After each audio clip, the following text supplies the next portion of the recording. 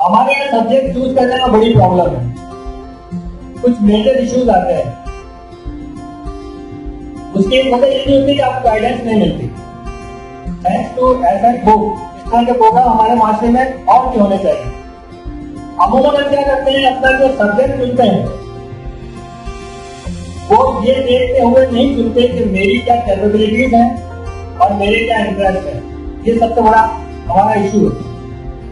हम अपना सब्जेक्ट ये देखकर चुनते हैं कि मेरे पड़ोसी ने क्या चुना, मेरी सहेली कॉमर्स में जा रही है, मैं अकेली आर्ट्स में कैसे जाऊंगी, मेरे पापा का बात था कि मैं डॉक्टर बनूं, है ना, मेरा पड़ोसी क्या कर रहा है, मेरा दोस्त क्या कर रहा है, मेरी सहेली क्या कर रही है, मेरे पापा का साथ क्या है।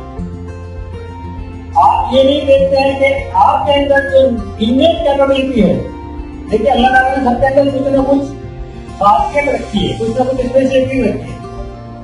सचिन तेंदुलकर को जानते हैं आप, कौन सी क्लास पास है?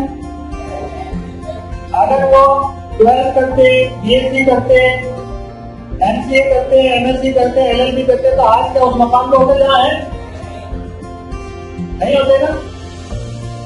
हर आदमी के लिए 12 और बीएससी और बीसीए और एमसीए और एलएलबी और नीट क्या नाम है आपके एलएलएम और एमबीए नहीं बना है। हर आदमी के लिए, जैसे हर आदमी को बैंगन पसंद नहीं होते, हर आदमी को भिंडी पसंद नहीं होती, हर आदमी को आलू, हर आदमी को गोश्त पसंद नहीं होता। डाइवर्सिटी है ना, डाइवर्सिटी है ना।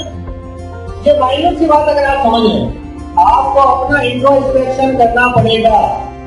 मुझे क्या पसंद है, मुझे क्या करना अच्छा लगता है। जैसे रील्स देखने में वक्त का पता नहीं चलता, ऐसा कौन सा सब्जेक्ट है, ऐसा कौन सा टॉपिक है जब मैं उसको पढ़ता हूं तो पता नहीं चलता, मैं खो जाता हूं। ये इंट्रोस्पेक्शन बहुत जरूरी है, आपको पता लगाना पड़ेगा। और जिस दिन आपने ये पता लगा लिया, उस दिन आप सचिन तेंदुलकर बन सकते।